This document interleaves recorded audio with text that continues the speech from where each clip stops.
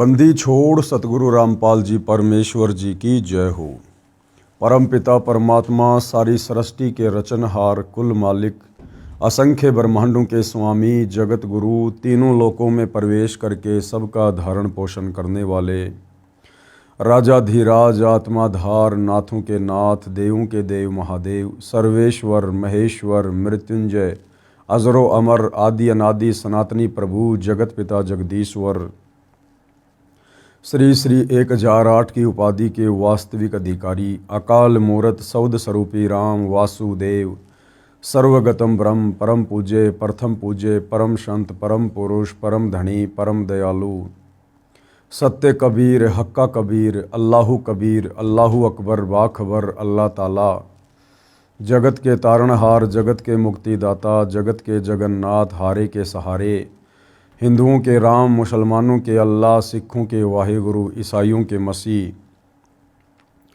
दया के सागर दया निधि करुणा के सागर करुणा निधि स्वयंभू परिभू संकट मोचन कष्ट हरण मंगल करण दुख भंजन अविगत कबीर निर्विकार निर्विषम परमात्मा अलय अलेख सतगुरु आदि अनादि सतगुरु असली मर्यादा पुरुषोत्तम असली राम असली कृष्ण असली घनश्याम असली मुरारी राजाओं के राजा महाराजाओं के महाराजा शहंशाहों के शहंशाह सम्राटों के सम्राट भगवानों के भगवान अल्लाहों के अल्लाह प्रभुओं के प्रभु मसीहाओं के मसीह सच्चे वाहिगुरु बाबाओं के बाबा पीरों के पीर सेठों के सेठ जगत सेठ सावरसा सेठ सर्वगुण संपन्न अनंत कोटि कलाओं के स्वामी अनंत कोटि ब्रह्मांडों के नायक योगियों में महायोगी ध्यानियों में महाध्यानी सिद्धों में परम सिद्ध ज्ञानियों में तत्व ज्ञानी ब्रह्म ज्ञानी महाज्ञानी परम ज्ञानी सर्वश्रेष्ठ ज्ञानी विज्ञानी युवा कबीर समर्थ कबीर असमवात अमित ओजा सच्चे रहनुमा करीम अल्लाह सुभान अल्लाह दुनिया के अंतिम पैगंबर 8 सितंबर 1951 से गांव धनाना जिला सोनीपत हरियाणा भारतवर्ष की पावन भूमि पे प्रकट रियल कल की भगवान श्री नारायण साकार हरि श्री बाबा साहेब नूर अनंत परमात्मा सच्चे दरवेश सच्चे बाखबर संत श्रोमणी सतगुरु रामपाल जी परमेश्वर जी के चरण कमल में साध संगति से जुड़े हुए आप और हम सभी सत्सेवक भाई बहनों का अनंत कोटि दंडवत प्रणाम। सत्साई भाई और बहनों, बहुत बड़ी दया बहुत बड़ी मेहर पूज्य गुरुदेव भगवान की परमेश्वर रामपाल जी की जिनके शुभ आशीर्वाद से विशेष आशीर्वाद से और विशेषकर हिंदू समाज से जुड़े भाई बहनों को श्रद्धालुओं को परमात्मा चाहने वाली आत्माओं को परमात्मा की प्राप्ति के विषय में इस पवित्र पुस्तक हिंदू साहिबान नहीं समझे गीता वेद पुराण जो कि परम संत सतगुरु रामपाल जी के कर कमल से लिखित है, शास्त्र प्रमाणित है। अध्यात्म के विषय में भाई बहनों को बहुत कुछ जानने और समझने को मिल रहा है और निश्चित तौर पर हमारी बुद्धि अध्यात्म के मामले में अज्ञान से सराबोर करके सदियों से हमारे धर्म गुरुओं के द्वारा घुटनों में ला दी गई थी और वही बुद्धि पुनः सतगुरु रामपाल जी के संपर्क में आने से उनकी सत्य कथाएं सुनने से सत्संग सुनने से उनके विचार सुनने से जो कि शास्त्र प्रमाणित हैं अब धीरे धीरे ऊपर को उठना शुरू हो रही है। तो भाई और बहनों, ये जो पवित्र पुस्तक है जो हिंदू समाज के लिए विशेषकर एक वरदान साबित हो रही है, संजीवनी बूटी की तरह साबित हो रही है, जो एक बार पुनः हिंदू समाज को जीवित करेगी, सतभक्ति के लिए प्रेरित करेगी। इस पुस्तक के माध्यम से पुनः सोया हुआ सनातन जागेगा, सनातनी परमात्मा प्रेमी लोग जागेंगे और अपने मूल घर अपने मूल ठिकाने सतलोक के विषय में जानेंगे। अर्थात एक बार फिर से सोया हुआ मानव समाज अपने निज घर अपने मूल ठिकाने सतलोक के विषय में जानेगा, समझेगा, उसको प्राप्त करने की चाहत अपने दिल में पैदा करेगा। जिस मूल ठिकाने के विषय में गीता अध्याय 18 श्लोक नंबर 62 में गीता का ज्ञान देने वाले काल ब्रह्म ने अर्जुन से कहा कि उस परमेश्वर की प्राप्ति के बाद, हे अर्जुन, जहाँ जाने के बाद ये जीव आत्मा कभी भी जन्म और मृत्यु में नहीं आती है, जहाँ जाने के बाद साधक लौटकर फिर वापस संसार में नहीं आता है, उस परम पद की खोज करनी चाहिए। तो वह परम पद सनातन परम धाम सतलोक, जहाँ से सतगुरु रामपाल जी स्वयं चलकर गति करके अपने नियम अनुसार आए हैं हमें जगाने के लिए। तो भाइयों और बहनों, ये पुस्तक हमें हर प्रकार से जागृत करेगी, सचेत करेगी, हमारी सोई हुई आत्मा को पुनः जीवित करेगी। तो अब हम इस पुस्तक में आगे बढ़ते हैं। आज इसी कड़ी में हमारा ये 18वें नंबर का वीडियो है और प्रत्येक वीडियो में गुरुदेव भगवान के आशीर्वाद से हमें बहुत कुछ सोचने समझने को मिल रहा है। पिछले वीडियोज़ में आप जी ने देखा कि किस प्रकार से शास्त्रों से प्रमाणित करके सतगुरु रामपाल जी ने वर्तमान भक्ति मार्ग में हमारे भ्रमित धर्म गुरुओं ने जिस प्रकार से पाखंड फैला रखा है उसका प्रमाणित पर्दाफाश किया है। और विशेषकर कुछ पाखंड जैसे श्राद्ध निकालना, पितृ पूजा करना, प्रेत पूजा करना, देवी देवताओं की पूजा करना, मूर्ति पूजा करना, शिवलिंग की पूजा करना, ये वर्तमान हिंदू समाज में विशेष तौर पर इस तरह की घटिया साधनाओं का प्रचलन है। वैसे तो पूरा विश्व ही इस प्रकार की मूर्ति पूजा कर रहा है, खाली हिंदू समाज ही नहीं बल्कि पूरा का पूरा मुस्लिम समाज भी शिवलिंग की पूजा करता है। क्योंकि मक्का में जो मंदिर है, मुसलमान भाई जहाँ पर हज करने के लिए जाते हैं मस्जिद में, असल में वो मक्का महादेव का मंदिर है, वो शंकर भगवान का मंदिर है, वो जहाँ पर पूरे विश्व का मुस्लिम समाज अपनी धार्मिक आस्था के तहत जाता है। तो मक्का में भी शिवलिंग की पूजा होती है। तो भाइयों और बहनों, पूरे विश्व का मानव समाज ही भ्रमित है, क्योंकि गीता ज्ञान देने वाला प्रभु गीता अध्याय 7 श्लोक नंबर 12 से 15 में तीनों देवता ब्रह्मा विष्णु महेश की पूजा करने को भी साफ साफ मना कर रहा है। चूंकि भाइयों और बहनों, गीता कोड वर्ड में है, क्योंकि चारों वेदों का सारांश है, इसलिए गीता जी के ज़्यादातर श्लोक सांकेतिक हैं। उन्हें समझने के लिए तत्व ज्ञान की आवश्यकता पड़ती है और तत्व ज्ञान तत्वदर्शी संत की शरण में गए बिना समझ में नहीं आ सकता है। तो गीता अध्याय 7 श्लोक नंबर 12 से 15 में गीता ज्ञान देने वाला काल ब्रह्म कह रहा है कि इस त्रिगुणमयी माया के द्वारा जिनका ज्ञान हरा जा चुका है। ये त्रिगुणमयी माया क्या है? रजगुण ब्रह्मा, सतगुण विष्णु, तमोगुण शंकर जी, यही 3 देवता हैं और यही 3 गुण हैं। ये भी सतगुरु रामपाल जी ने इसी पवित्र पुस्तक में मार्कंडे पुराण से साबित कर दिया है।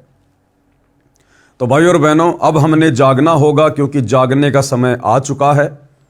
परमात्मा स्वयं तत्वदर्शी संत के रूप में धरती पर प्रकट हैं। भक्ति युग का समय चल रहा है और हमने हर प्रकार से काल के द्वारा फैलाई गई पाखंड पूजाओं से मुक्ति प्राप्त करनी पड़ेगी, पीछा छुड़वाना पड़ेगा, नादान ज्ञानहीन धर्म गुरुओं से पीछा छुड़वाना पड़ेगा और एकमात्र तत्वदर्शी संत सतगुरु रामपाल जी से उपदेश लेकर अपनी आत्मा के कल्याण हेतु भक्ति मार्ग पर निसंकोच निसंदेह होकर सर्व प्रमाण देखकर अब आगे बढ़ना होगा। तो समाज में विशेष तौर पर जो पाखंड पूजा श्राद्ध वाली फैली हुई है, उसका खंडन करते हुए सतगुरु रामपाल जी ने काफ़ी महापुरुषों के विचार व्यक्त किए हैं। सर्वप्रथम स्वयं परम अक्षर ब्रह्म सत्य पुरुष, सारी सृष्टि के सृजनहार कबीर देव, जो कि रह रहकर इस पृथ्वी पर आते रहते हैं।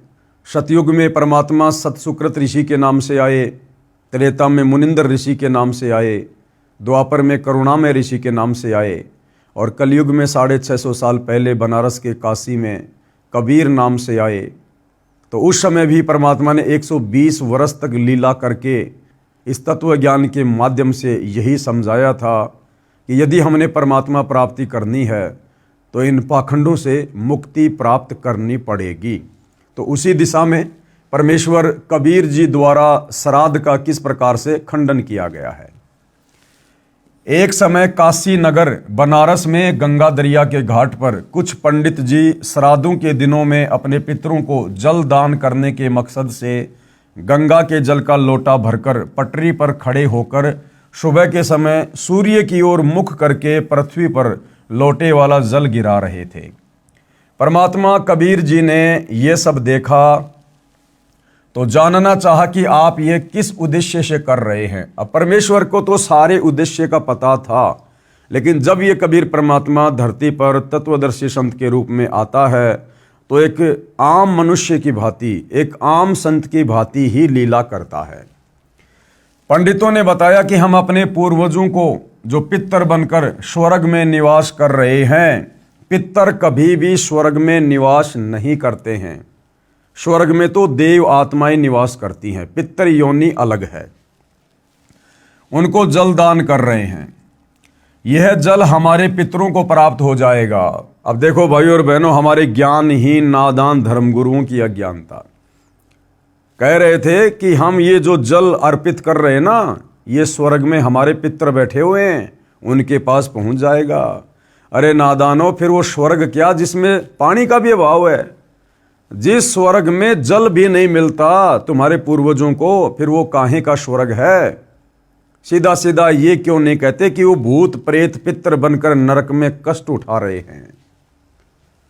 ये सुनकर परमेश्वर कबीर जी उन अंधश्रद्धा भक्ति करने वालों का अंधविश्वास समाप्त करने के लिए उसी गंगा दरिया में घुटनों पानी में खड़े होकर दोनों हाथों से गंगा दरिया का जल सूर्य की ओर पटरी पर शीघ्र शीघ्र फेंकने लगे। उनको ऐसा करता देखकर सैकड़ों पंडित तथा सैकड़ों नागरिक इकट्ठे हो गए। पंडितों ने पूछा कि हे कबीर जी, आप ये कौन सी कर्मकांड की क्रिया कर रहे हो, इससे क्या लाभ होगा? ये तो कर्मकांड में लिखा ही नहीं है। अब देखो भाई और बहनों, अगर कबीर परमात्मा उस समय श्राद्ध खंडन करने के मकसद से अगर ये क्रिया ना कर रहे होते, और यदि उन पंडितों के पूछने पर कि हे कबीर जी, आप ये कौन सा कर्मकांड कर रहे हो और इससे क्या फायदा होगा, अगर कबीर परमात्मा ये कह देते कि इस प्रकार से कर्मकांड करने से घर में धन लाभ अति शीघ्र होता है, पुत्र प्राप्ति होती है, तो वो पूरा का पूरा समाज उस कर्मकांड को तुरंत करना शुरू कर देता। लेकिन कबीर परमेश्वर जी का मकसद उन नादानों की आंखें खोलना था। कबीर जी ने उत्तर दिया कि यहां से 1 मील यानी 1.5 किलोमीटर दूर मेरी झोपड़ी के आगे मैंने एक बगीची लगा रखी है, उसकी सिंचाई के लिए ये क्रिया कर रहा हूं। ये जड़ मेरी बगीची की सिंचाई कर रहा है। अब ये बात सुनकर सारे पंडित हंसने लगे और बोले कि ये कभी संभव नहीं हो सकता। 1 मील दूर ये जल कैसे जाएगा, ये तो यही रेत में समा गया है। कबीर जी ने कहा कि यदि आपके द्वारा गिराया जल सैकड़ों मील दूर स्वर्ग में जा सकता है, तुम्हारे पूर्वजों के पास जो पितर बने हुए हैं वहां जा सकता है, तो मेरे द्वारा गिराए जल को 1 मील जाने पर कौन सी आश्चर्य की बात है। अब इस बात को सुनकर सारे के सारे पंडित शर्मिंदा हो गए। ये बात सुनकर पंडित जी समझ गए कि हमारी क्रियाएं व्यर्थ हैं, बेकार हैं। कबीर जी ने 1 घंटा बाहर पटरी पर खड़े होकर कर्मकांड यानी श्राद्ध व अन्य क्रियाओं पर सटीक तर्क दिया, यानी सत्संग किया परमात्मा ने, और कहा कि आप एक और तो कह रहे हो कि आपके पितर स्वर्ग में हैं, दूसरी ओर कह रहे हो उनको पीने का पानी नहीं मिल रहा, वे वहां प्यासे हैं, उनको सूर्य को अर्घ देकर जल पार्सल करते हो। यदि स्वर्ग में पीने के पानी का ही अभाव है तो उसे स्वर्ग नहीं कह सकते, वह तो रेगिस्तान होगा, रेगिस्तान। वास्तव में वे पितरगण यमराज के अधीन यमलोक रूपी कारागार अर्थात जेल में अपराधी बनाकर डाले जाते हैं। वहां पर जो निर्धारित आहार यानी भोजन है वह सबको दिया जाता है। जब पृथ्वी पर बनी कारागार यानी जेल में कोई भी कैदी खाने के बिना नहीं रहता, सबको खाना पानी मिलता है, तो यमलोक वाली जेल तो निरंजन काल राजा ने बनाई है, उसमें भी भोजन पानी का अभाव नहीं है। कुछ पितरगण पृथ्वी पर विचरण करने के लिए यमराज से आज्ञा लेकर पृथ्वी पर पैरोल पर आते हैं। यानी भाई और बहनों, सेम सिस्टम ऊपर के लोगों का भी वही है जो यहां के लोगों का है। यहां का जो सुप्रीम कोर्ट का जज है उसको समझ लो ऊपर के लोगों का धर्मराज। ऊपर के लोगों में जो यम के दूत हैं उनको समझ लो इस पृथ्वी पर ये पुलिस प्रशासन, और ऊपर जो नरक है उसको समझ लो इस पृथ्वी लोक की जेल। और जिस प्रकार यहां कैदी को पैरोल मिल जाती है, जमानत मिल जाती है, इसी प्रकार ऊपर के लोकों में वो जो पितरगण हैं, जो प्रेत बने हैं हमारे पूर्वज, उनको भी वहां पर आज्ञा से नीचे आने जाने की सूक्ष्म शरीर में परमिशन मिल जाती है, पैरोल मिल जाती है। सेम सिस्टम वही है। तो परमात्मा यह समझाना चाह रहे थे कि नालायकों, जिस प्रकार इस पृथ्वी लोक की जेल में चाहे कोई भी कैदी हो, कैसा भी कैदी हो, सरकार के द्वारा उसको खाना पीना अवश्य मिलता है, भोजन की व्यवस्था अवश्य की जाती है, तो ऊपर तो जो जेल है, जो नरक है, वो यमराज के द्वारा निर्धारित है, इस काल निरंजन के द्वारा बनाई गई जेल है। जो इस पृथ्वी लोक पर भक्ति नहीं करते हैं उनको उस जेल में डाला जाता है। तो क्या वहां पर खाने पीने की व्यवस्था नहीं होगी? यहां से तो उत्तम ही व्यवस्था होगी। लेकिन उसके बाद गुरुदेव हमें समझाना चाहते हैं, उसके बाद फिर ये श्राद्ध क्यों निकालते हैं? क्योंकि भाइयों और बहनों, बहुत सारे जो पितर होते हैं, जो प्रेत होते हैं, उनको उस ऊपर वाली जेल का वो सामान्य खाना अच्छा नहीं लगता। जैसे नीचे की जेल में बहुत सारे ऐसे होते हैं कैदी, वो अपना स्पेशल भोजन बनवाते हैं। जेल का सामान्य भोजन वो लोग नहीं खाते, स्पेशल भोजन बनवाते हैं या बाहर से मंगवाते हैं, जैसा भी होता है। तो ठीक इसी प्रकार कुछ एक जो पितर होते हैं वो वहाँ की सामान्य जेल का, नरक का खाना नहीं खाते, उनको अच्छा सा नहीं लगता है। तो वो क्या करते हैं, यमराज से पैरोल लेकर, जमानत लेकर, कुछ दिनों की मोहलत लेकर, क्योंकि वो सूक्ष्म शरीर में होते हैं, और सूक्ष्म शरीर से वो यहाँ पृथ्वी पर आ जाते हैं, और यहाँ वो किसी दूसरे के शरीर में प्रवेश करके अच्छे अच्छे भोजन का आनंद लेते हैं। तो क्या कह रहे हैं गुरुदेव? कुछ पितरगण पृथ्वी पर विचरण करने के लिए यमराज से आज्ञा लेकर पृथ्वी पर पैरोल पर आते हैं। वे जीभ के चटोरे होते हैं, उनको कारागार वाला सामान्य भोजन अच्छा नहीं लगता। वे भी मानव जीवन में इसी भ्रम में अंधभक्ति किया करते थे कि श्राद्धों में एक दिन के श्राद्ध कर्म से पितरगण 1 वर्ष के लिए तृप्त हो जाते हैं। उसी आधार से रुचि ऋषि के चारों पूर्वज पितरों ने पैरोल पर आकर काल प्रेरणा से रुचि ऋषि को भ्रमित करके और वेदों अनुसार शास्त्रोक्त साधना छुड़वाकर, विवाह कराकर श्राद्ध आदि शास्त्र विरुद्ध कर्मकांड के लिए प्रेरित किया। और ध्यान देने की बात है भाई और बहनों, जिन पितरों को, जिन प्रेतों को यमराज कुछ दिन की मोहलत दे देता है, नीचे आने की पैरोल दे देता है, जमानत दे देता है, इसमें भी उस काल का बहुत बड़ा स्वार्थ होता है। उन पितरों के माध्यम से नीचे हम प्राणियों को भटकाने के लिए, भक्ति मार्ग से भरमाने के लिए, उल्टी साधना शुरू करवाने के लिए, कर्मकांड शुरू करवाने के मकसद से उस भले ब्राह्मण को भी पितर बनाकर छोड़ा, यानी रुचि ऋषि को भी। पृथ्वी पर आकर पितर रूपी भूत किसी व्यक्ति, स्त्री या पुरुष में प्रवेश करके भोजन का आनंद लेते हैं, अन्य के शरीर में प्रवेश करके भोजन खाते हैं। भोजन की सूक्ष्म वासना से उनका सूक्ष्म शरीर तृप्त होता है। जिस प्रकार भाई और बहनों गुरुदेव ने बताया कि राधा स्वामी पंथ का जो प्रवर्तक था शिवदयाल, उसने भी सत्य साधना नहीं की, शास्त्रों के अनुसार भक्ति नहीं की, और मरने के बाद शिवदयाल सीधा वो भूत बना। और बाद में वो अपनी शिष्या बुक्की के अंदर आया करता था। उसकी शिष्या थी बुक्की, वो शिवदयाल भूत बनकर उस बुक्की के अंदर आया करता था और पहले की तरह चूरमा बनवा कर खाया करता था। उस पलंग के ऊपर बैठकर हुक्का पिया करता था, क्योंकि पहले शिवदयाल को चूरमा बहुत पसंद था और भोजन करने के बाद उस पलंग पर बैठकर हुक्का पिया करता था। उसके बाद शरीर छोड़ने के बाद जब वो भूत बन गया, मुक्ति नहीं हुई, अपनी शिष्या बुक्की के अंदर आकर चूरमा बनवा कर खाया करता था और उसी प्रकार से बुक्की के माध्यम से पलंग पर बैठकर हुक्का पिया करता था। लेकिन 1 वर्ष के लिए नहीं, यदि कोई पिता, दादा, दादी, माता आदि आदि किसी पशु के शरीर को प्राप्त हुए हैं तो उसको कैसे तृप्ति होगी? उसको 10-15 किलो चारा खाने को चाहिए। कोई श्राद्ध करने वाला गुरु पुरोहित भूखा प्यासा देखा है? आवश्यक नहीं है कि सबके माता पिता, दादा दादी आदि आदि पितर बने हों। कुछ के पशु पक्षी आदि अन्य योनियों को भी प्राप्त होते हैं, परंतु श्राद्ध सबके करवाए जाते हैं, यानी अंधश्रद्धा। इसे कहते हैं शास्त्र विधि त्याग कर मनमाना आचरण, यानी शास्त्र विरुद्ध भक्ति करना।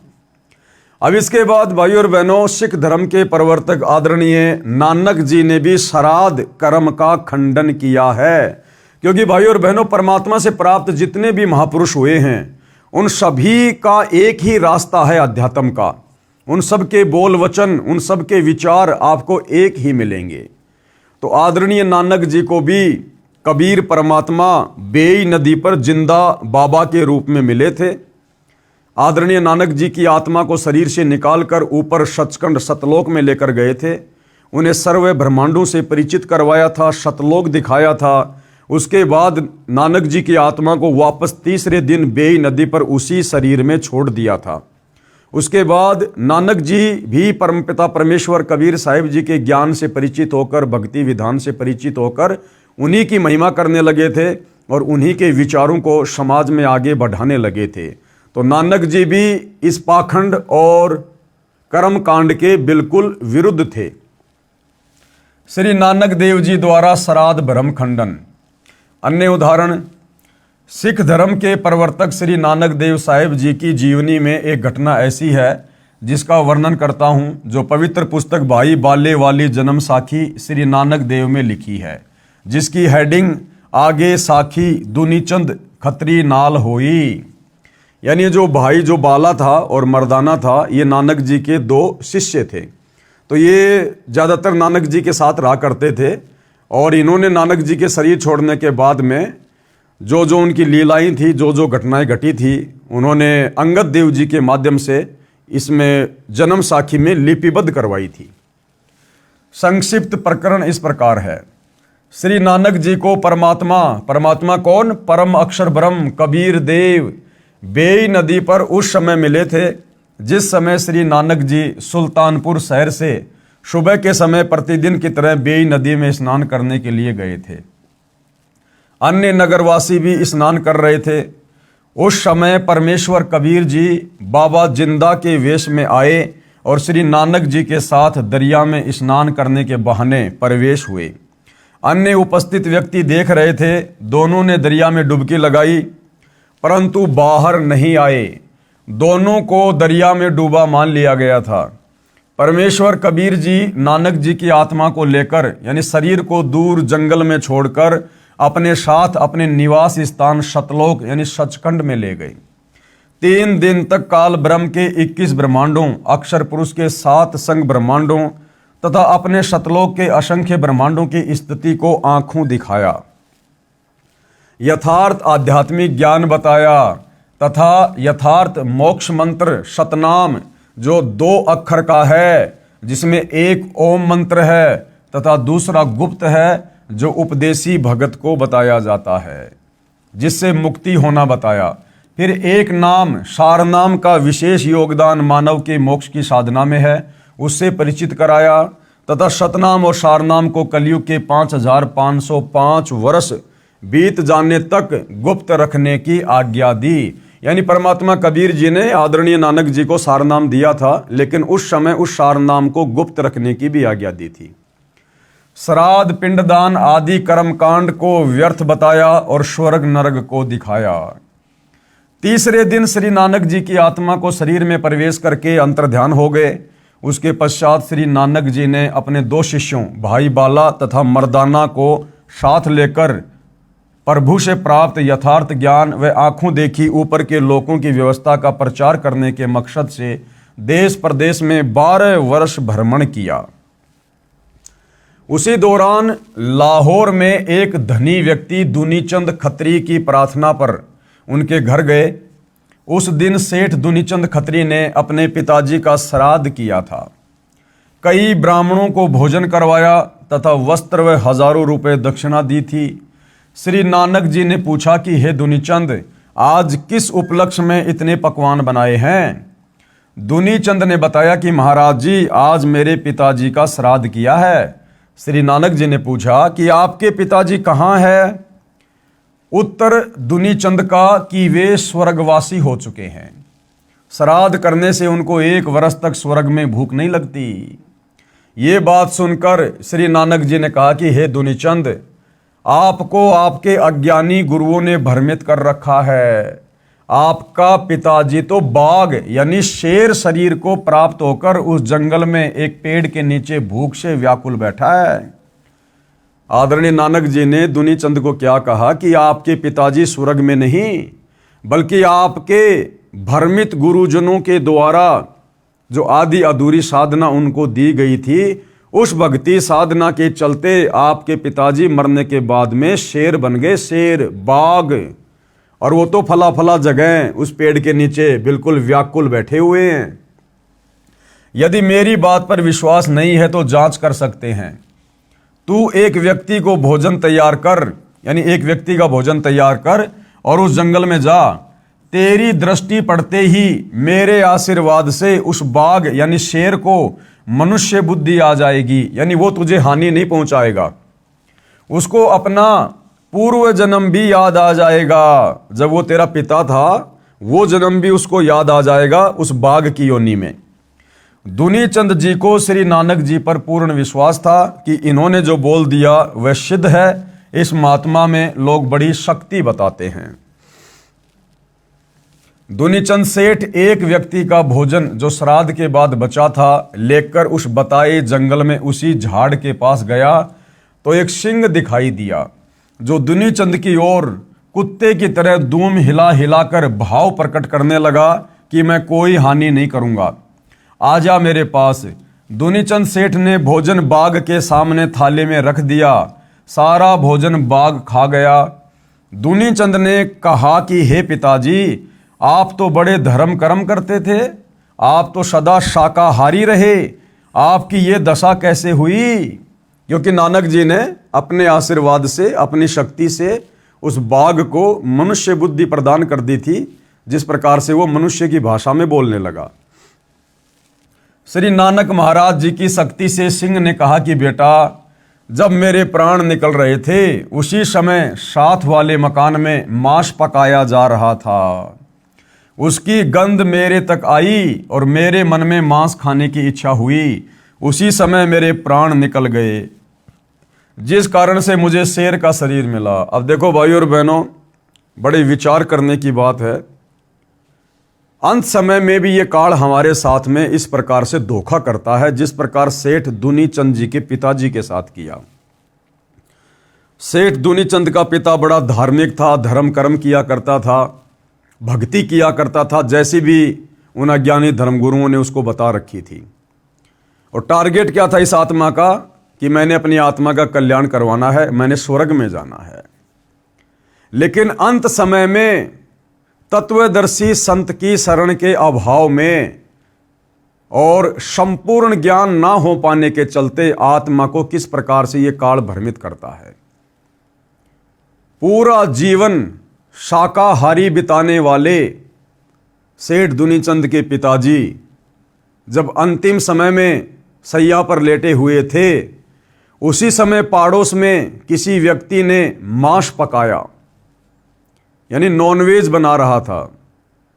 और उस मांस की जो महक थी, जो गंध थी, वो सेठ दुनीचंद जी के पिताजी के नाकों में आई और उस महक को सूंघ कर काल प्रेरणा से सेठ दुनीचंद के पिताजी ने सोचा कि वाह क्या महक है। बस इतना ही सोचा और उसी समय उनके प्राण निकल गए। और परमात्मा जी का फिर अटल विधान है कि अंत समय में शरीर छोड़ते समय इस प्राणी की आस्था, इसकी मोह ममता, इसकी चाहत जिस भी वस्तु में रह जाएगी, पोते में, पोती में, धन में, संपत्ति में, खेत में, किसी पशु में या खाने पीने में, ये प्राणी उस विधान अनुसार वही जन्म लेगा, उसी प्रकार की योनि को जन्म प्राप्त करेगा। तो अंत समय में वो मांस की महक दुनीचंद के पिताजी के नाक में पड़ी और मांस खाने की इच्छा जागृत हुई। उसी समय उनके प्राण निकल गए और वो इच्छा उनके अंदर रह गई सूक्ष्म शरीर में। काल ने अगला जन्म उसको बाघ का दे दिया, शेर का, कि ले बेटा, अंत समय में तेरी मांस खाने की इच्छा थी ना, अब तू कच्चा मांस खा, कच्चा मांस जब तक इस बाघ के शरीर में रहेगा। इसलिए भाई और बहनों, हम भक्तों को भी यहाँ बहुत बड़ी शिक्षा मिलती है कि हमने सदैव अपने विचारों को, अपनी सोच को, अपनी भावनाओं को, अपनी जिज्ञासाओं को सतगुरु रामपाल जी भगवान की भक्ति के इर्द गिर्द ही रखना चाहिए। हमने सांसारिक लोगों से ज़्यादा उठना बैठना, बातचीत करना, व्यवहार करना बिल्कुल बंद कर देना चाहिए। यदि कोई विशेष कार्य है तो अपने कार्य तक हम सीमित रहें, उसके बाद तुरंत वहाँ से उठकर फालतू की बातें ना करके, इधर उधर की निंदा चुगली वाली बातें ना सुन के, ना करके हम वापस अपने कार्य पर लगे या फिर परमेश्वर की भक्ति में लगे, परमेश्वर के सुमरण में, चिंतन मनन में या सत्संग सुनने में अपना समय बिताएं। ये हम भक्तों की दैनिक क्रिया होनी चाहिए। ना जाने कब ये शरीर छूट जाए, कब ये प्राण निकल जाए और ना जाने कौन सी वो गलत क्रिया हम उस समय वो कर रहे हों, और उस गलत क्रिया के चलते, उस गलत सोच के चलते ये काल बलि अपने विधान अनुसार फिर हमें उन्हीं योनियों में जन्म देगा। और फिर परमात्मा भी जबरदस्ती नहीं करता, क्योंकि परमात्मा ने हमें समझा दिया, सत्संगों के माध्यम से अनेकों बार सावधान कर दिया कि भाई साधो सेती मस्करी चोरा नाल खुशाल, मल अखाड़ा जीतेंगे युगन युगन के माल। दुनिया से ती दोस्ती पड़े भजन में भंग, भाई एका एकी राम से या साधु के संग। तो विशेषकर हम सभी सतगुरु रामपाल जी के फॉलोअर ने अपने पूज्य गुरुदेव जी के दिशा निर्देशन में भक्ति के आसपास ही रहना है। व्यर्थ के लोगों से हमने किसी प्रकार का कोई अनावश्यक संबंध नहीं साधना है।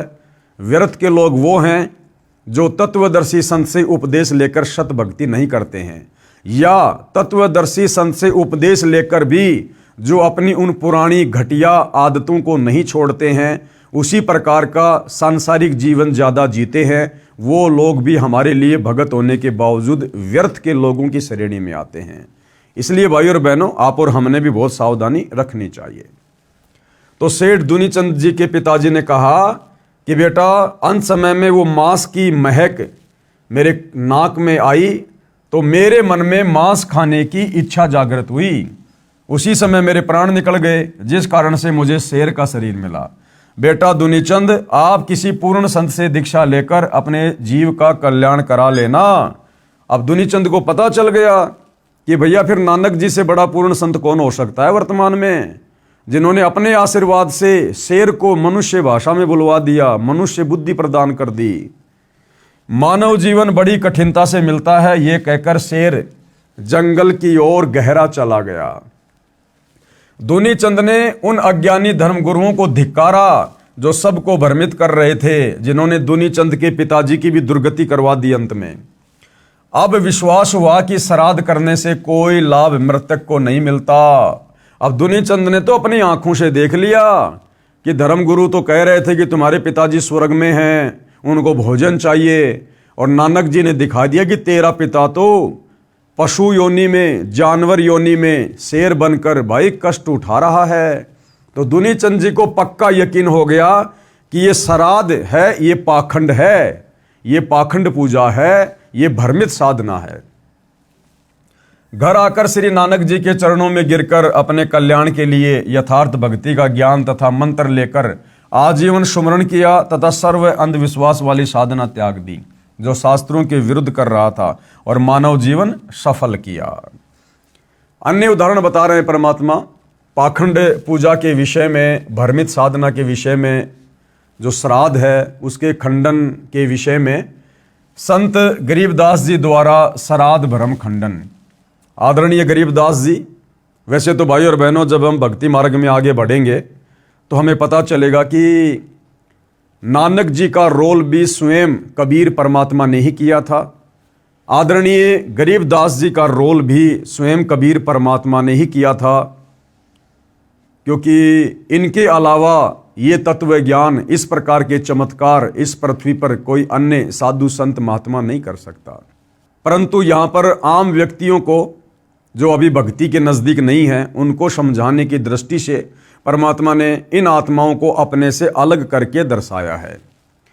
तो आदरणीय गरीबदास जी जो गांव छुड़ानी जिला झज्जर हरियाणा से थे, इनको भी कबीर परमात्मा इसी प्रकार से मिले थे जैसे नानक जी को मिले थे, और आदरणीय गरीबदास जी की आत्मा को भी सतलोक लेकर गए थे। उन्हें भी सारे ब्रह्मांड दिखाए, सारे देवी देवताओं की स्तुति से, शक्ति से परिचित करवाया, सतलोक दिखाया और वापस उन्हें पृथ्वी पर छोड़ा था। उसके बाद आदरणीय गरीबदास जी ने भी कबीर परमेश्वर जी के पद चिन्हों पर चलते हुए उसी तत्व ज्ञान का प्रचार प्रसार किया और हमारे नादान धर्म गुरुओं के द्वारा जो अंधविश्वास, जो पाखंड पूजा समाज में फैलाई जा रही है उसका विरोध किया। संत गरीबदास जी महाराज गांव छुड़ानी जिला झज्जर प्रांत हरियाणा को श्री नानक जी की तरह 10 वर्ष की आयु में सन 1727 विक्रमी संवत 1784 में नला नाम के खेत यानी जंगल में जिंदा बाबा के वेश में परम अक्षर ब्रह्म यानी कबीर जी मिले थे। उस समय छुड़ानी गांव के 10-12 व्यक्तियों ने बाबा जिंदा को देखा, बातें की, अन्य व्यक्ति अपने अपने कार्य में लग गए। बालक गरीबदास जी की आत्मा को निकालकर परमात्मा सतलोक ले गए।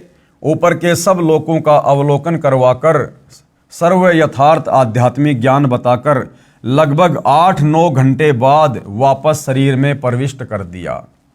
बालक गरीबदास जी को मरा जानकर चिता पर रख दिया गया था। अग्नि लगाने वाले थे। उसी समय संत गरीबदास जी उठकर घर की ओर चल पड़े।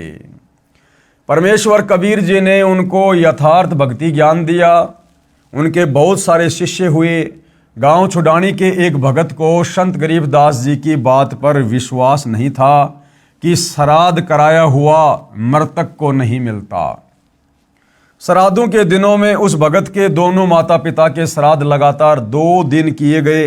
पहले दिन माता जी का और अगले दिन उसके पिताजी का। संत गरीबदास जी ने कहा कि हे भगत, आपके माता पिता तो तुम्हारे खेत की जोड़ी, जिसे ग्रामीण भाषा में लेट यानी छोटा तालाब कहते हैं, जोड़ी, वहां पर भूखे रो रहे हैं।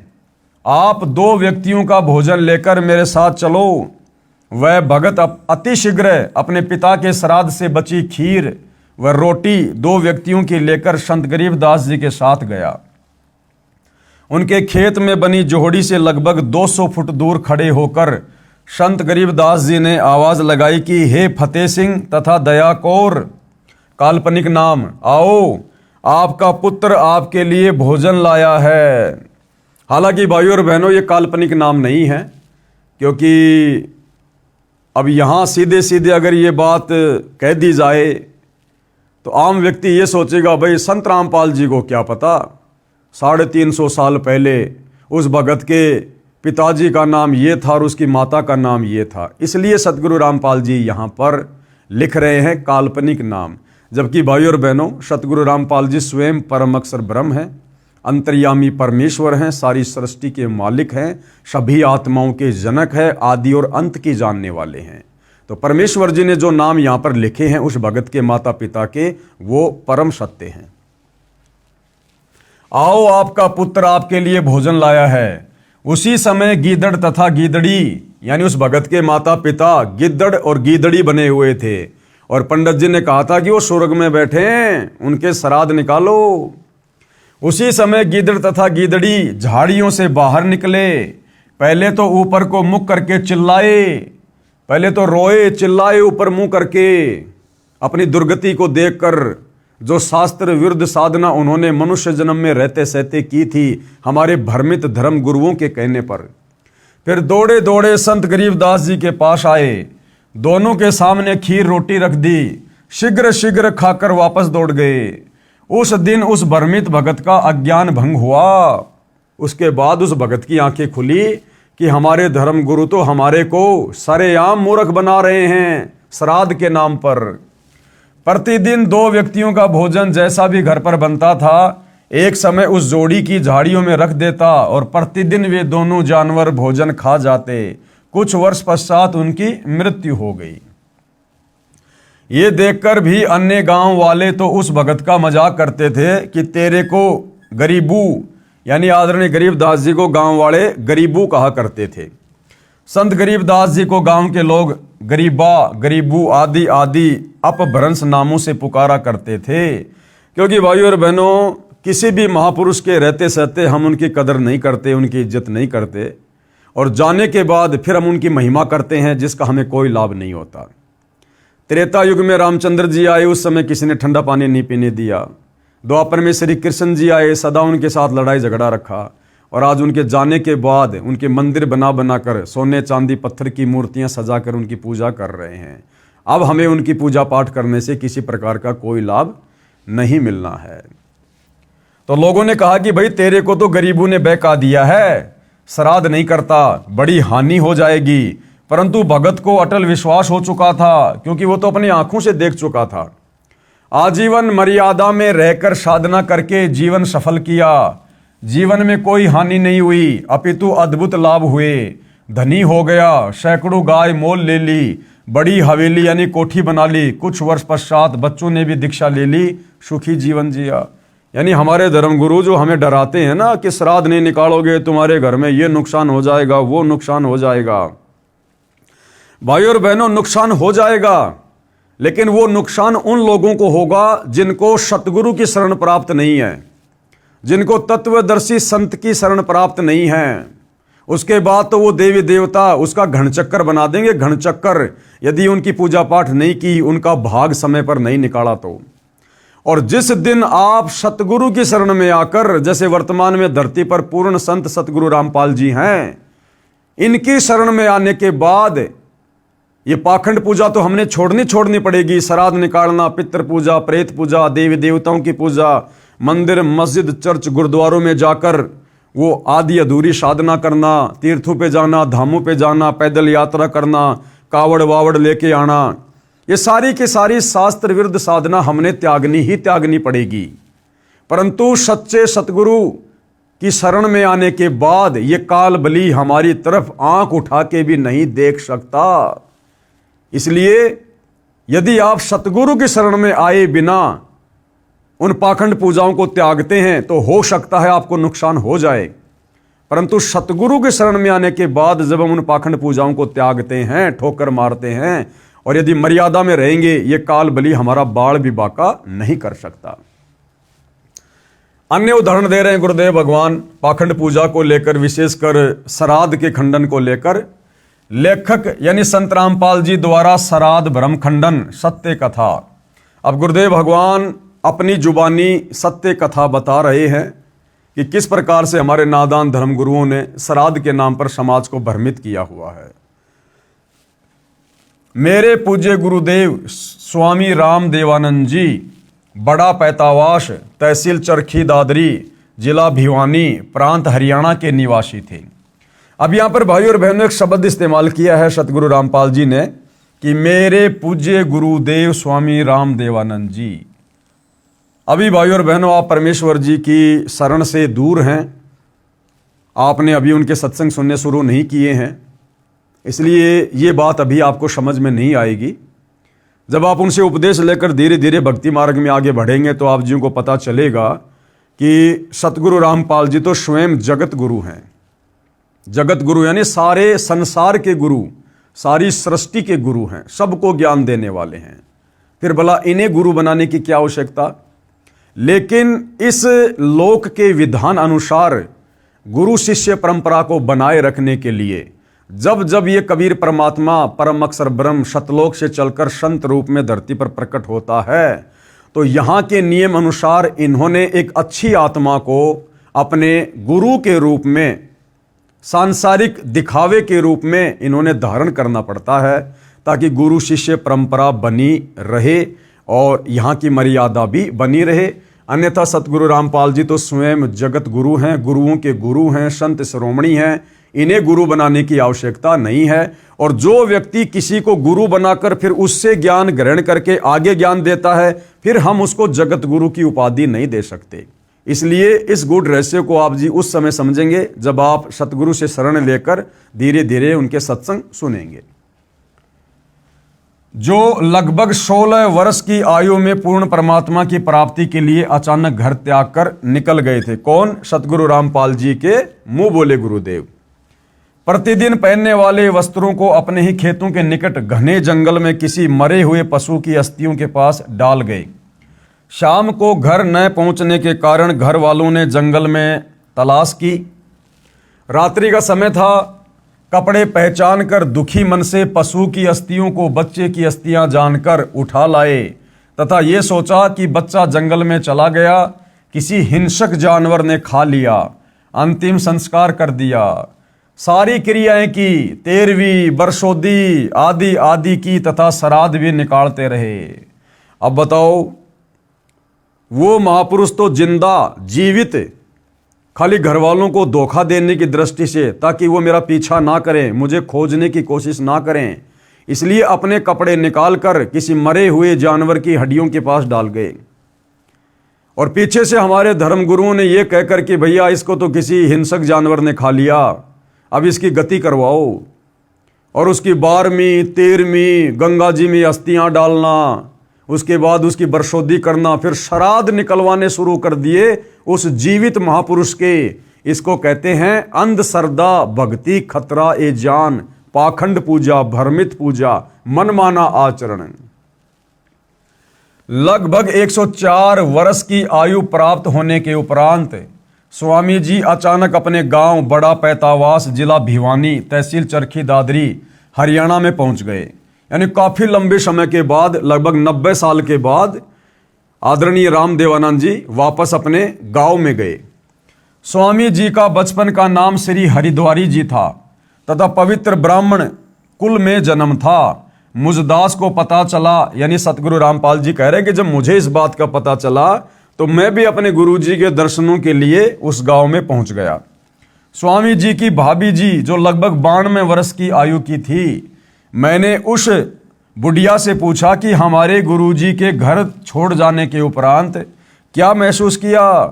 उस बुढ़िया ने बताया कि मेरा विवाह हुआ तब मुझे बताया गया कि इनका एक भाई हरिद्वारी था जो किसी हिंसक जानवर ने जंगल में खा लिया था, उसके श्राद्ध निकाले जा रहे हैं, मुझे भी इनके श्राद्ध निकालने को कहा गया। बुढ़िया ने बताया कि 70 श्राद्ध तो मैं अपने हाथों निकाल चुकी हूं। यानी 70 साल से तो वो बुढ़िया उस जीवित महापुरुष के श्राद्ध निकाल रही थी, हमारे ज्ञानहीन धर्म गुरुओं के कहने पर। और जब कभी फसल अच्छी नहीं होती या कोई घर का सदस्य बीमार हो जाता तो अपने पुरोहित यानी गुरुजी से कारण पूछते तो वह कहा करता कि हरिद्वारी वो पितर बना हुआ है, वो तुम्हें दुखी कर रहा है। श्राद्धों के निकालने में कोई अशुद्धि रही है, यानी तुमने श्राद्ध ढंग से नहीं निकाले, तुम्हारा हरिद्वारी जो पितर बन गया ना मरने के बाद, वो दुखी कर रहा है, वो नुकसान कर रहा है। जबकि हरिद्वारी जी अर्थात आदरणीय रामदेवानंद जी तो लोगों को उपदेश देकर उनका उद्धार कर रहे थे, लेकिन हमारे भ्रमित धर्मगुरु पंडित जन ब्राह्मण क्या कहते थे कि वो नुकसान कर रहा है। अब की बार सारी क्रिया मैं स्वयं अपने हाथों से करूंगा। कौन बोला? वो गुरुजी। पहले मुझे समय नहीं मिला था क्योंकि एक ही दिन में कई कई जगह श्राद्ध क्रियाएं करने जाना पड़ा, इसलिए बच्चों को भेजा था। तब तक गुरु भेंट चढ़ाओ ताकि उसे शांत किया जाए, यानी कुछ दान दक्षिणा चढ़ाओ। तब उसे 21 या 51 रुपए जो भी कहता था, डरते भेंट करते थे।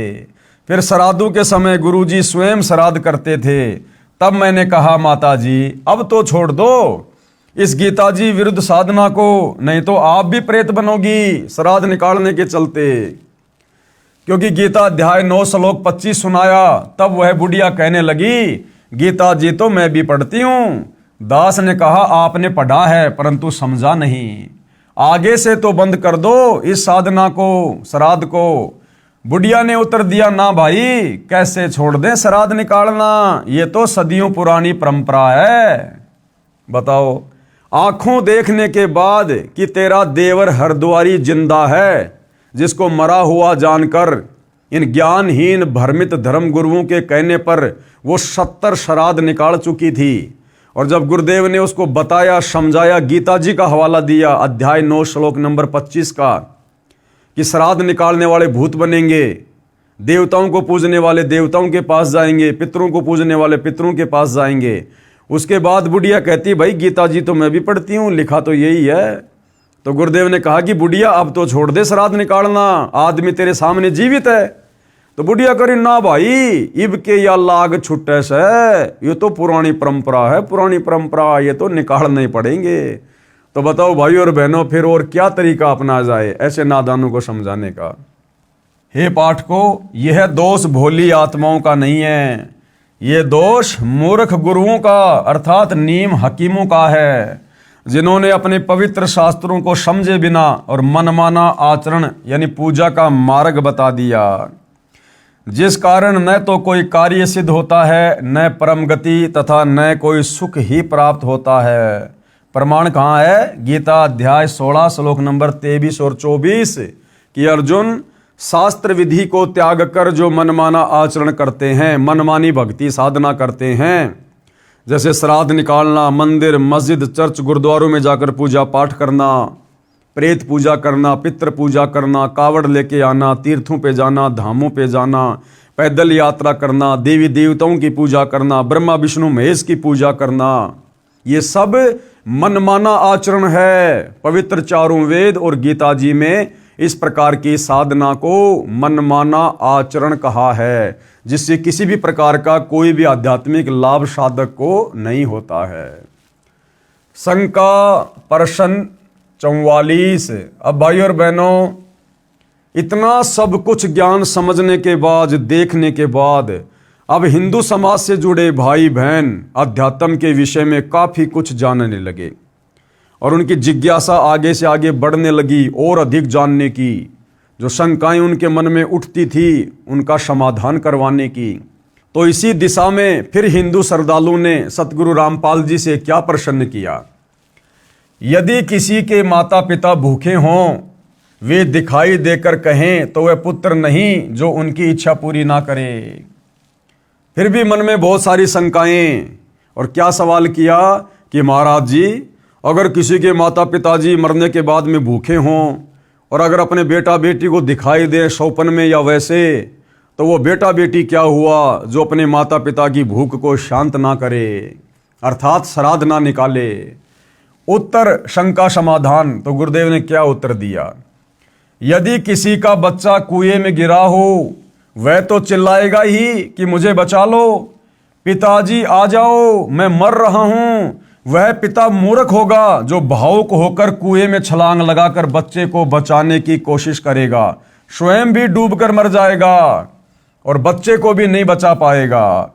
अब क्या तरीका है, उसको चाहिए कि लंबी रस्सी का प्रबंध करे, फिर उस कुएं में छोड़े, बच्चा उसे पकड़ ले, फिर बाहर खींचकर बच्चे को कुएं से निकाले। ठीक इसी प्रकार सतगुरु रामपाल जी हमें समझाना चाह रहे हैं, अगर किसी के माता पिता किसी को इस प्रकार से दिखाई भी देते हैं या किसी ने श्राद्ध भी निकालने हैं, तो सतगुरु रामपाल जी भगवान कह रहे हैं, भैया गीता अध्याय 16 श्लोक नंबर 23 के अनुसार मनमाना आचरण मत करो, नहीं तो मरने के बाद फिर तुम्हारे वंशज श्राद्ध ही निकालते रह जाएंगे और तुम भी इसी प्रकार से प्रेत पितृ भूत योनियों को प्राप्त करोगे, तुम भी भूखे मरोगे।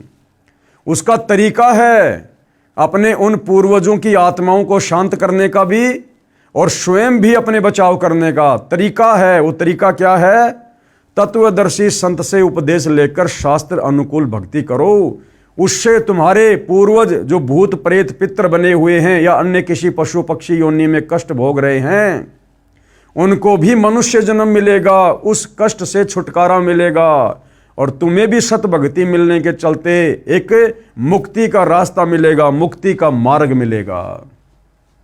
श्राद्ध निकालना कोई समाधान नहीं है, ये तो उल्टा कुएं में गिरना है।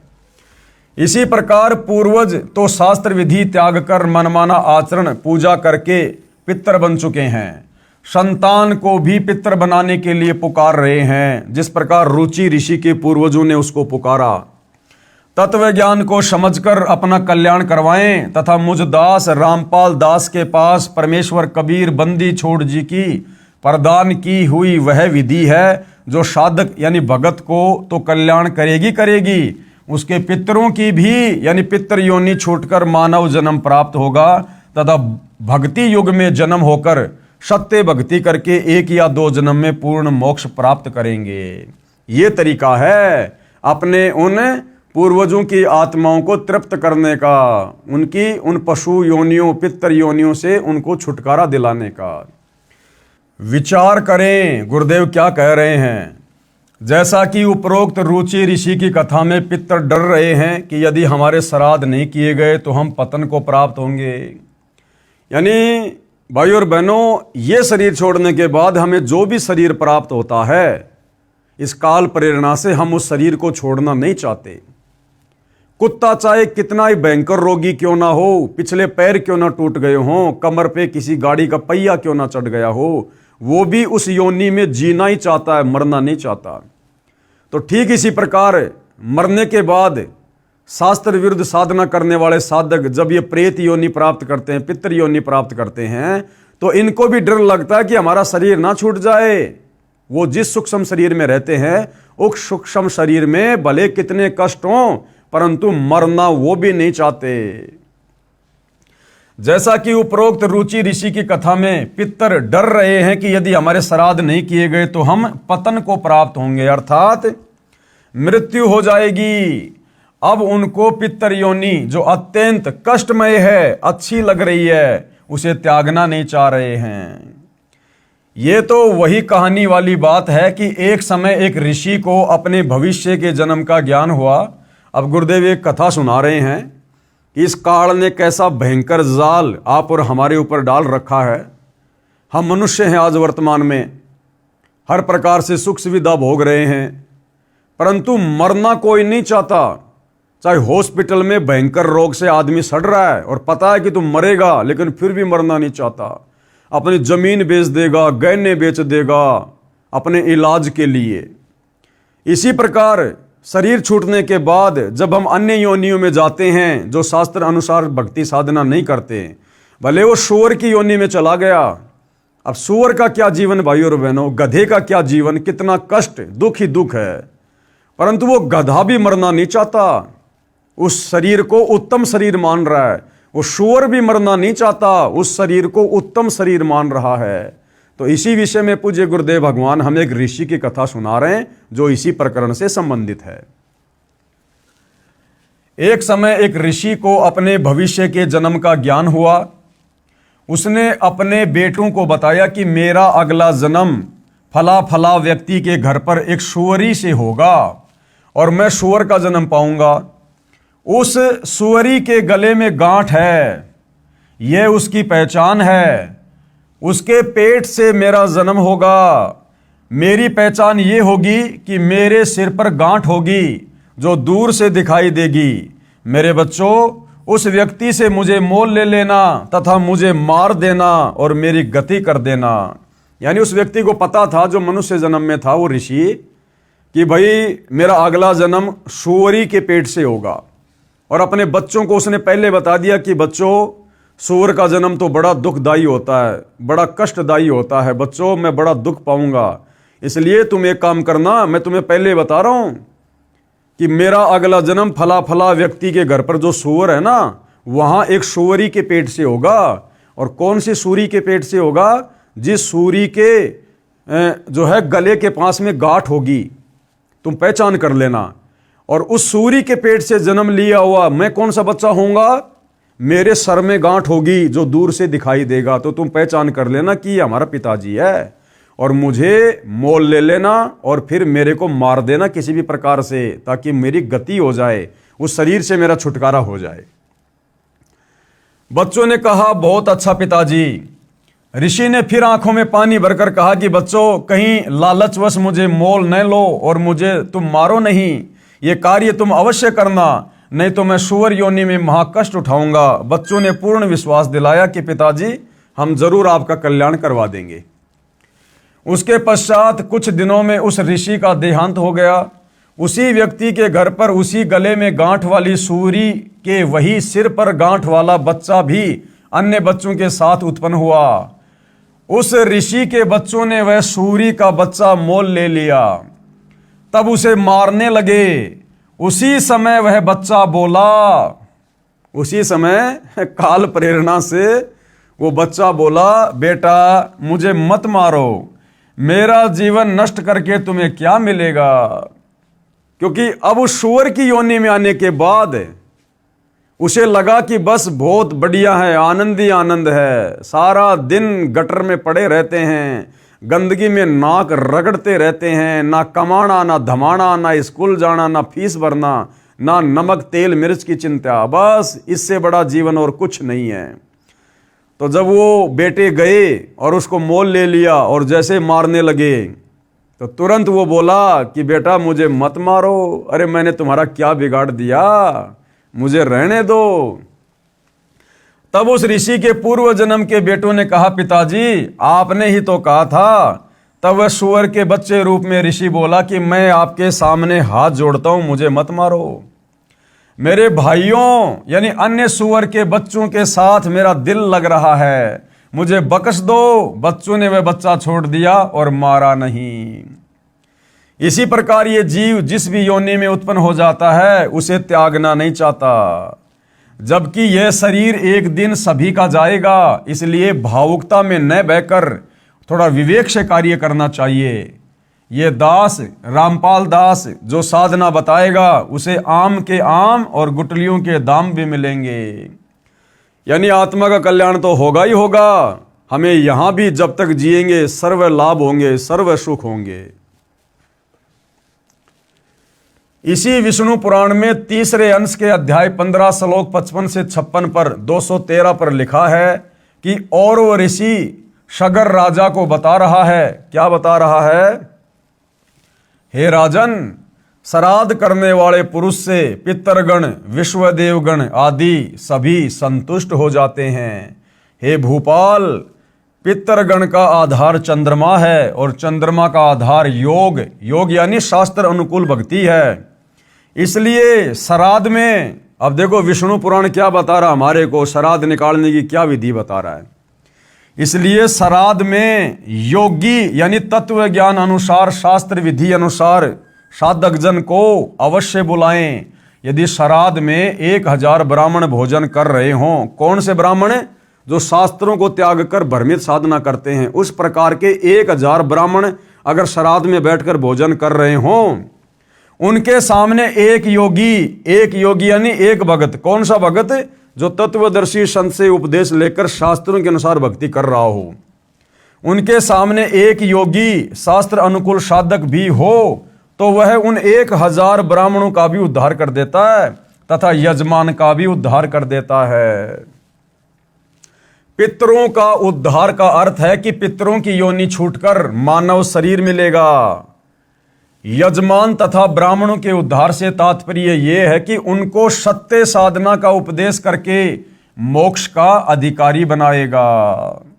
अब भाई और बहनों, आप और हमें देखो घर बैठे कितना बड़ा लाभ मिल रहा है सतगुरु की शरण में आने के बाद।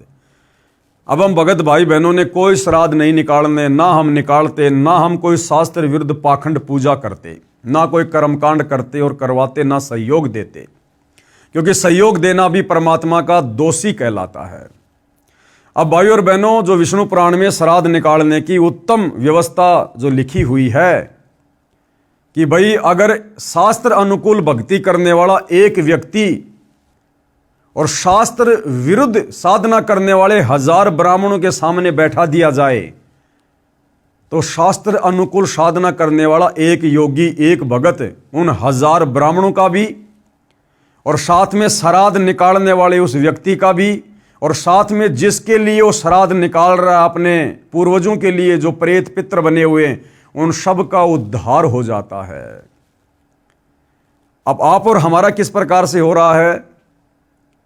हम सतगुरु रामपाल जी के सत्संग सुनने के लिए जब वे आश्रम में होते हैं, हम आश्रम में जाते हैं। आश्रम में जाकर हम क्या करते हैं? भक्ति विधान अनुसार 10वां अंश दान करते हैं। कुछ दान धर्म के रूप में पैसा गुरुदेव भगवान को समर्पित करते हैं।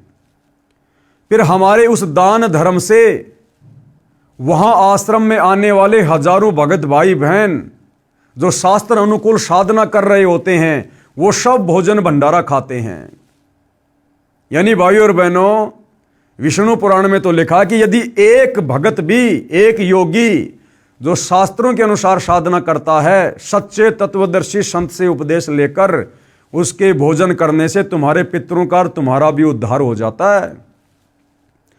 और जब सतगुरुदेव भगवान आश्रम में होते हैं सशरीर, और उस समय यदि हम आश्रम में जाकर दान करते हैं, उस दान से फिर हजारों भगत भाई बहनों के लिए भोजन की व्यवस्था होती है। और सभी साधक जन, सभी योगी जन हमारे उस दान से भोजन ग्रहण करते हैं। तो सोचो भाइयों और बहनों, जब हजारों लाखों भगत भोजन खाएंगे तो हमारे पितर तो चुटकी बजाते ही मनुष्य योनि को प्राप्त करेंगे, मनुष्य योनि को। तो ये है उत्तम विधि हमारे उन पूर्वजों की संतुष्टि के लिए, उनकी तृप्ति के लिए, जो हमारे भ्रमित धर्म गुरुओं के द्वारा ये पाखंड पूजा करके और इस प्रकार की निकृष्ट योनियों को प्राप्त हुए हैं।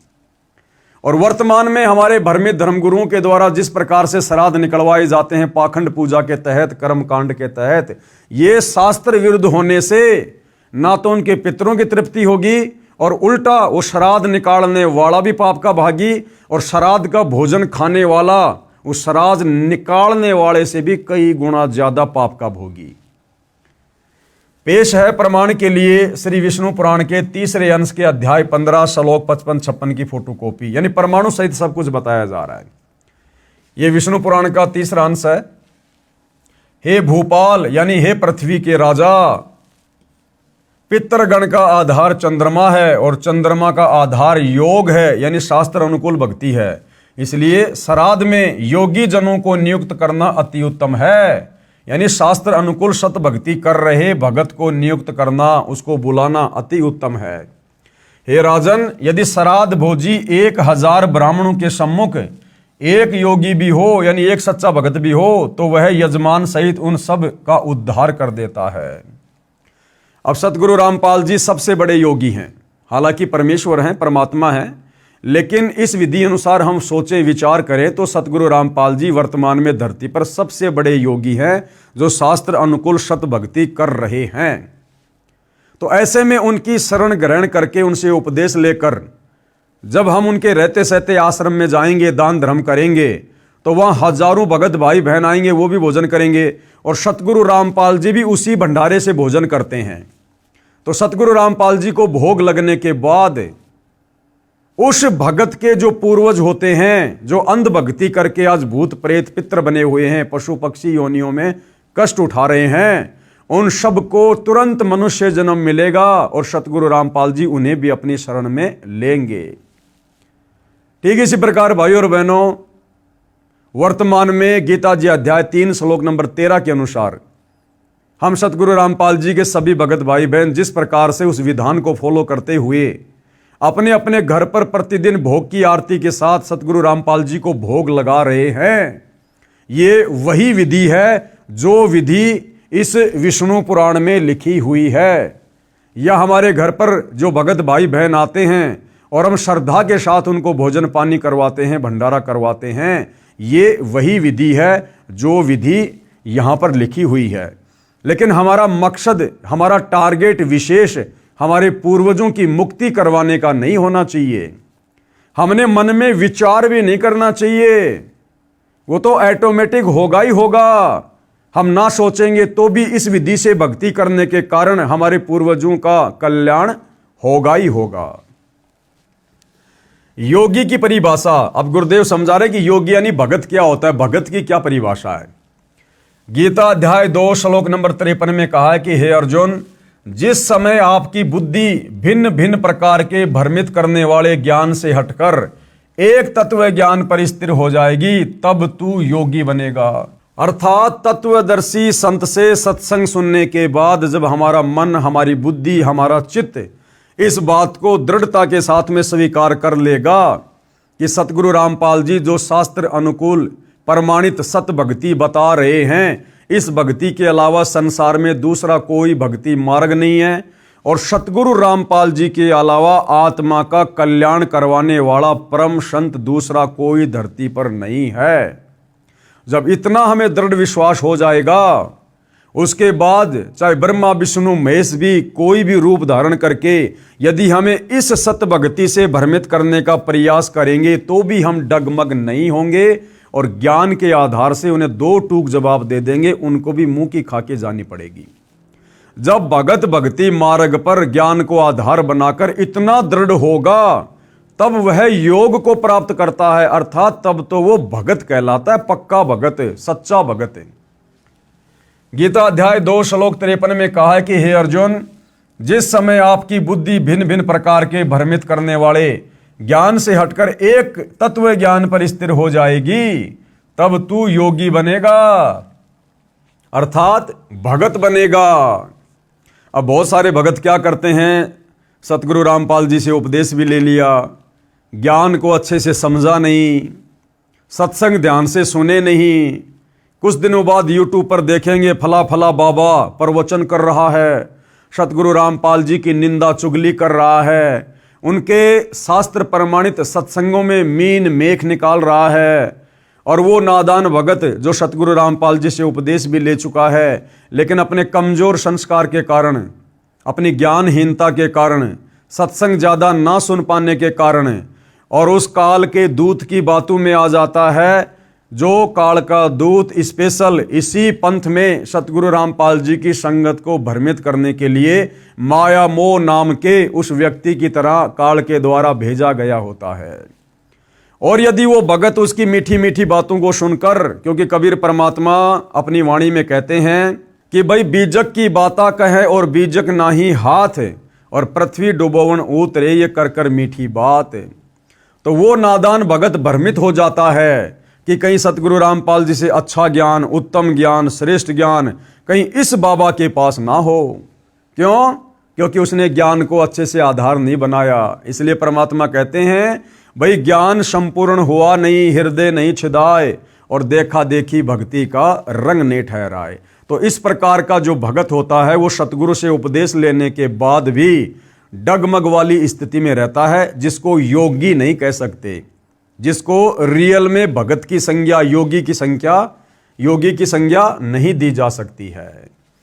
अर्थात योग को प्राप्त होगा। भावार्थ है कि तत्व ज्ञान आधार से साधना करने वाला ही मोक्ष का अधिकारी बनता है।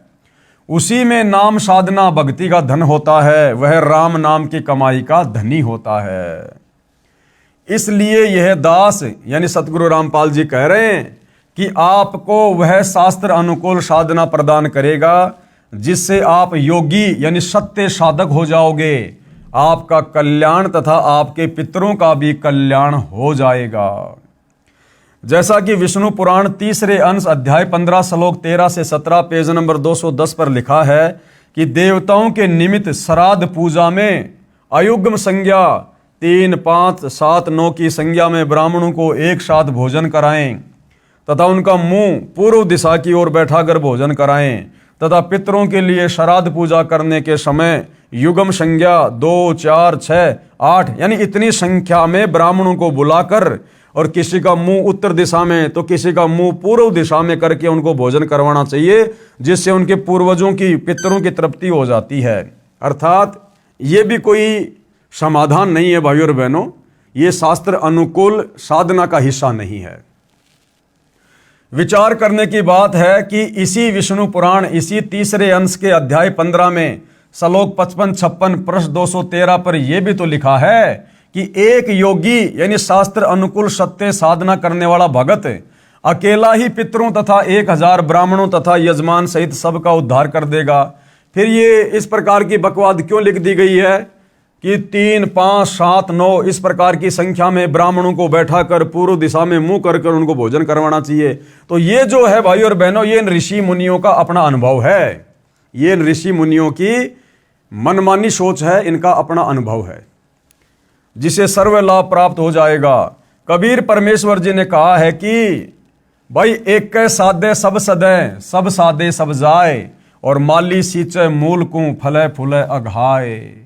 अरे जो एक है, जो सर्वश्रेष्ठ है, जो सर्वोत्तम है, उत्तम पुरुष है, क्यों ना उस एक को ही साध लिया जाए, उस एक को ही इष्ट मानकर और उसकी पूजा की जाए, उसकी भक्ति की जाए, जिससे हमारा सर्व कल्याण होगा। एक कै साधे सब सदै, हमने फिर और किसी की पूजा करने की जरूरत नहीं है, अलग से कोई कर्मकांड पाखंड करने की जरूरत नहीं है। जिस दिन हम तत्वदर्शी संत से उपदेश लेकर एक परमपिता परमेश्वर परम अक्षर ब्रह्म कबीर देव की यथार्थ भक्ति पूजा शुरू कर देंगे। ये दास रामपाल दास भी धार्मिक अनुष्ठान श्रद्धा से पूजा करता और कराता है, जिससे करने से साधक पितर भूत नहीं बनता, अपितु पूर्ण मोक्ष प्राप्त करता है। तथा जो पूर्वज गलत साधना शास्त्र विधि त्याग कर मनमाना आचरण अर्थात पूजा करके पितर भूत बने हैं, उनका भी छुटकारा हो जाता है। यही प्रमाण इसी विष्णु पुराण पेज 209 पर इसी तीसरे अंश के अध्याय 14 श्लोक 20 से 31 में भी लिखा है कि जिसके पास श्राद्ध करने के लिए धन नहीं है, तो वह ये कहे कि हे पितृगणों, आप मेरी भक्ति से तृप्ति लाभ प्राप्त करें, क्योंकि मेरे पास श्राद्ध करने के लिए वित्त यानी धन नहीं है। हालांकि ये विधि भी उत्तम विधि नहीं है, शास्त्र प्रमाणित विधि नहीं है। हम अपनी भक्ति क्यों नष्ट करें, क्यों बर्बाद करें? भाई और बहनों, जिस प्रकार मैं रोड से जा रहा हूं गाड़ी लेकर, आगे मैंने देखा एक व्यक्ति गाड़ी के साथ रोड पर खड़ा हुआ है। पूछने पे पता चला कि भैया मेरा तो टायर पंचर हो गया। अब मैं क्या करूंगा, मुझे क्या करना चाहिए? अगर मैं पागल आदमी हूं, मूर्ख आदमी हूं, तो मैं क्या करूंगा कि भैया मेरी गाड़ी के टायर से हवा निकालकर अपनी गाड़ी के टायर में डाल ले। अब ऐसा करने से ना तो मेरी गाड़ी ठीक चलेगी, ना उसकी गाड़ी ठीक चलेगी। अब समझदारी क्या होगी? मैं उस व्यक्ति को सलाह दूं कि भैया देख, यहां से थोड़ी दूर आगे और गाड़ियों में हवा डालने वाले की दुकान है, और उससे जितनी मर्जी हवा डलवा ले, उसके पास हवा की कोई कमी नहीं है, और तेरी गाड़ी फिर अच्छे से चलेगी। तो ये तो है उत्तम विधि, सर्वश्रेष्ठ विधि। और अपनी गाड़ी के टायर से हवा निकाल के उसकी गाड़ी के टायर में डालना, यह है मूर्खता। तो इसी प्रकार विष्णु पुराण में जो लिखा हुआ है कि भाई जिसके पास में धन नहीं है और उसने यदि श्राद्ध निकालने हैं, तो अपने उन पितरों से ये प्रार्थना करे कि हे पितृगणों, मेरे पास में श्राद्ध निकालने के लिए धन नहीं है, इसलिए मैं अपनी भक्ति कमाई का कुछ अंश आपको संकल्प करता हूं। तो नुकसान तो हो गया उसका। अरे भक्ति कमाई से तो सब कुछ मिलता है, यहां पर सब कुछ चलता है, पाप और पुण्य से तो ये संसार चल रहा है। और वो भक्ति कमाई जो हम बड़ी मुश्किल से जोड़ पाते हैं, उसको हम बांट रहे हैं, तो ये तो मूर्खता है, मूर्खता। इसलिए अपने उन पितरों की, पूर्वजों की यदि आप मुक्ति चाहते हैं, तो उत्तम विधि है परम संत सतगुरु रामपाल जी से उपदेश लेकर उनके द्वारा बताई गई सत भक्ति करो, जिससे आपके पितरों का ऑटोमेटिक उन पितृ योनियों से छुटकारा होगा और उनको मनुष्य जन्म मिलेगा, और सतगुरु रामपाल जी उनको अपनी शरण में भी लेंगे। कृपया पाठक जन विचार करें कि जब भक्ति मंत्र जाप की कमाई से पितृ तृप्त हो जाते हैं, तो फिर अन्य कर्मकांड की क्या आवश्यकता? ये पंडितों को बुलाना, खीर रोटी हलवा बनाना, इस प्रकार के कर्मकांड करना, फिर उनकी क्या आवश्यकता है? अगर भक्ति कमाई संकल्प करने मात्र से पितृ तृप्त हो रहे हैं, फिर इन पंडितों को बुलाकर, ब्राह्मणों को बुलाकर कर्मकांड क्यों करना? फिर तो ये पाखंड है, ये भक्ति विरुद्ध साधना है। ये सर्व प्रपंच ज्ञानहीन गुरु लोगों ने अपने पेट पोषण के लिए ही किया है, क्योंकि गीता अध्याय 4 श्लोक 33 में भी लिखा है कि द्रव्य यानी धन द्वारा किया यज्ञ यानी धार्मिक अनुष्ठान से ज्ञान यज्ञ यानी तत्व ज्ञान आधार पर नाम जाप साधना श्रेष्ठ है। कि पहले हमें यह तो पता चले कि वास्तव में अध्यात्म क्या है, भक्ति क्या है, ज्ञान क्या है। दान धर्म तो उसके बाद करना चाहिए। एक और विचारणीय विषय है कि विष्णु पुराण में पितृ व देव पूजने का आदेश एक ऋषि का है तथा वेदों व गीता जी में पितरों व देवताओं की पूजा का निषेध है। यानी पुराणों में जिस प्रकार से ये श्राद्ध निकालने की, पितृ पूजने की जो विधि लिखी हुई है, ये उन ऋषि मुनियों का अपना अनुभव है, ये परमात्मा का विधान नहीं है। परमात्मा का विधान है चारों वेद और गीता का ज्ञान है, और चारों वेद और गीता जी में तो भूत पूजना, श्राद्ध निकालना, पितृ पूजना अध्याय 9 श्लोक नंबर 25 में परमात्मा ने बिल्कुल मना किया है। तो पुराणों में जो इस प्रकार की ओछी, आदि अधूरी, शास्त्र विरुद्ध साधना है, ये उन ऋषि मुनियों की देन है, जो हमने उनके आदेश को पालन नहीं करना है। जो आदेश काल ब्रह्म, काल रूपी ब्रह्म भगवान का है, यदि पुराणों के अनुसार साधना करते हैं तो प्रभु के आदेश की अवहेलना होती है, जिस कारण से साधक दंड का भागी होता है, यानी मरने के बाद उसकी भी फिर ऐसे ही दुर्गति होती है। श्राद्ध करने की श्रेष्ठ विधि अब सतगुरु रामपाल जी भगवान समझा रहे हैं कि यदि वास्तव में आपने अपने पितरों की मुक्ति करवानी है तो उसकी श्रेष्ठ विधि क्या है।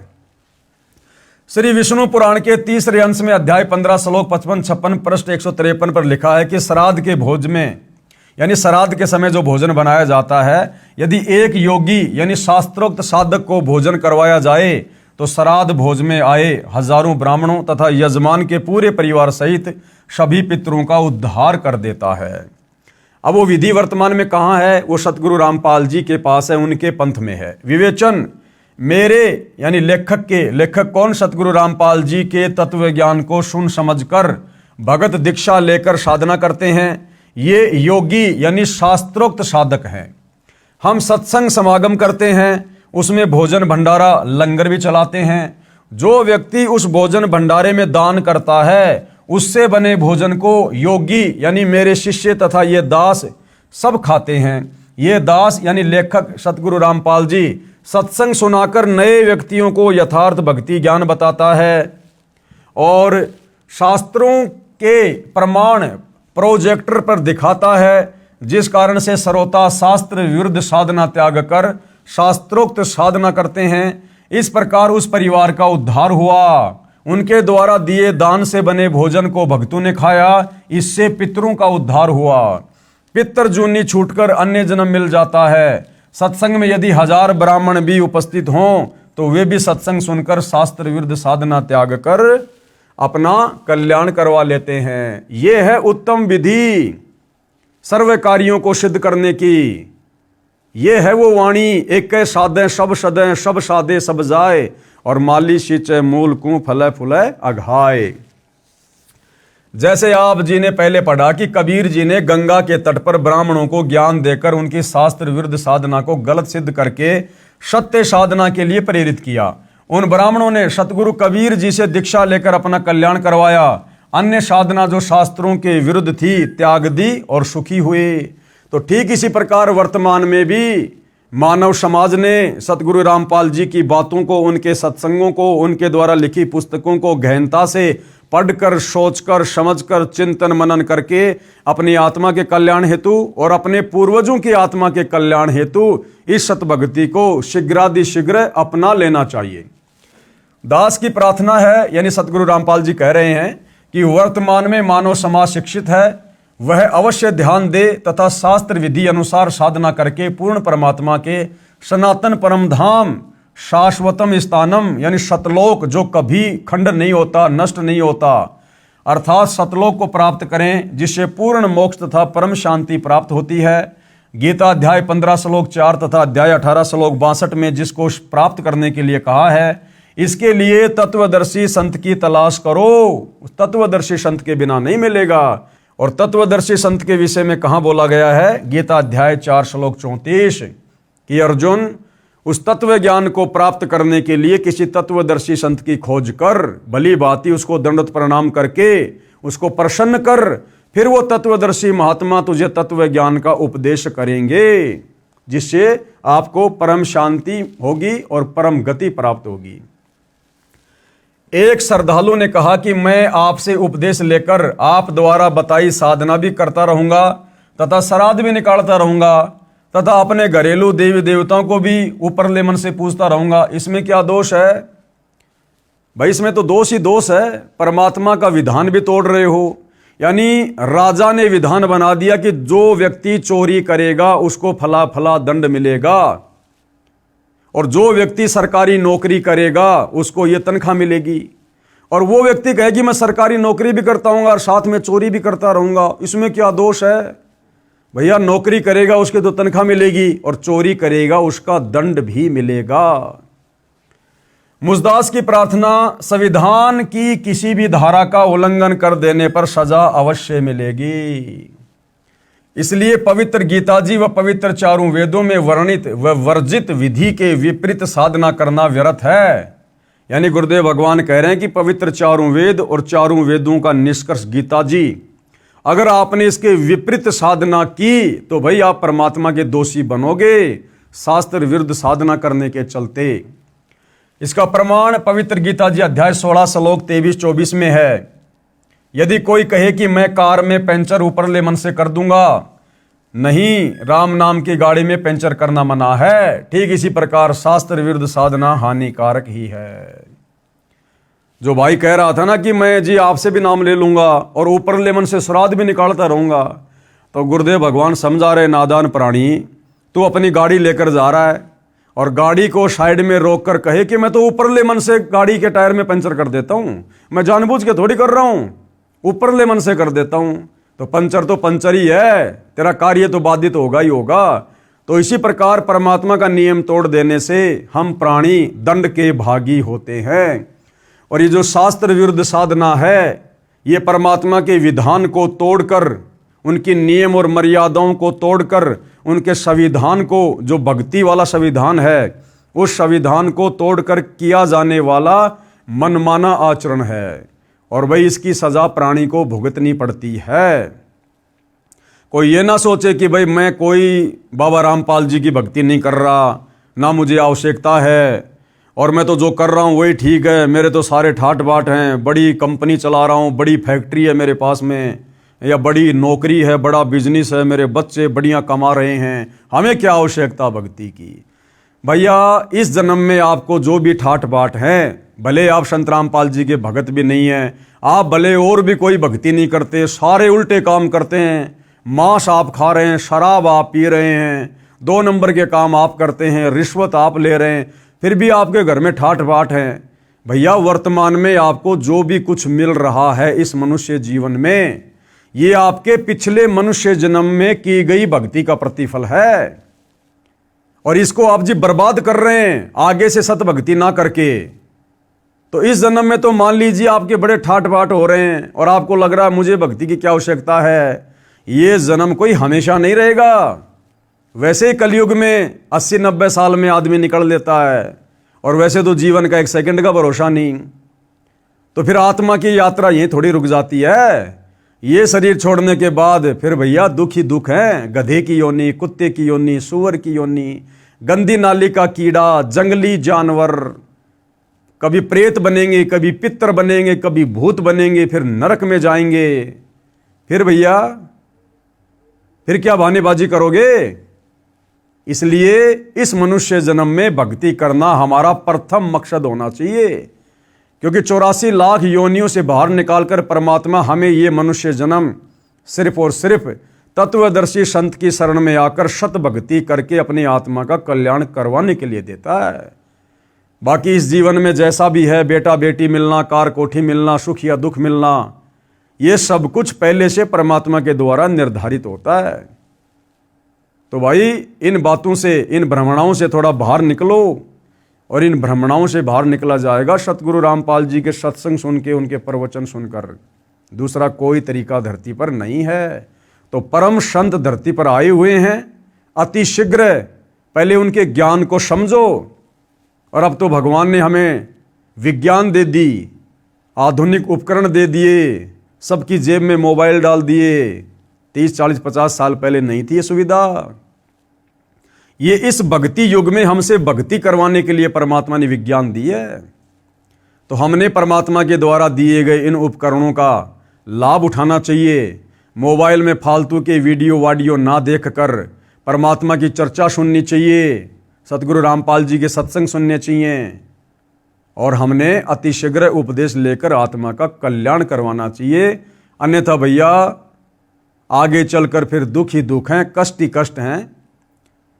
इस वर्तमान जीवन का कोई भी रिश्तेदार, इस वर्तमान जीवन में जोड़ी गई संपत्ति आपके अगले जन्म में बिल्कुल भी काम नहीं आएगी। आपको कोई जानेगा भी नहीं, पहचानेगा भी नहीं।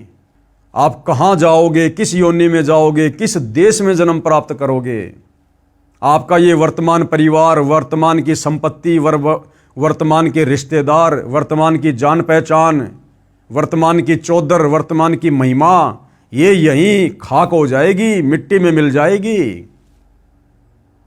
ये तुम्हारे वर्तमान परिवार वाले तुम्हारे मरने के बाद में तुम्हें साल भर में बड़ी मुश्किल से जब तुम्हारे श्राद्ध आएंगे उस दिन याद करेंगे, घंटा 2 घंटा, कि आज हमारे दादाजी के श्राद्ध हैं। अरे खुद को देख लो भाई, आज आप अपने दादा परदादा को जो मर चुके हैं, आप खुद उनको कितना याद करते हो। साल 2 साल में कभी याद आ गए तो आ गए, तो हमें कौन याद करेगा। फिर काहे की महिमा, काहे की चौधर। हम तो कहीं गधे बन के कुम्हार के नीचे डंडे खा रहे होंगे, पीछे से हमारे घर वाले हमारे श्राद्ध निकाल रहे होंगे, हमारे धर्मगुरु अपनी रोजी रोटी का धंधा चला रहे होंगे, और वो जीव कहीं दुर्गति। तो भाई विचार करो, अब समय है, मनुष्य जन्म है, परमात्मा धरती पर है, सच्चा सतगुरु स्वयं धरती पर है। इससे अच्छा मौका इस मनुष्य जीवन के लिए शायद ही कभी किसी युग में मिले। फिर तो समझदार को तो भाई और बहनों संकेत ही काफ़ी होता है। बाकी सतगुरु रामपाल जी के कर कमल से लिखित पवित्र पुस्तक हिंदू साहिबान नहीं समझे गीता वेद पुराण, आज इस पवित्र पुस्तक पर हमारा ये 18वें नंबर का वीडियो था। कल परमेश्वर जी के आशीर्वाद से फिर सेवा में हाजिर होंगे। तब तक गुरुदेव भगवान हम सबको आज्ञा दे, आशीर्वाद दे, सद्बुद्धि दे, हमारा मार्गदर्शन करे। बंदी छोड़ सतगुरु रामपाल जी भगवान की जय हो।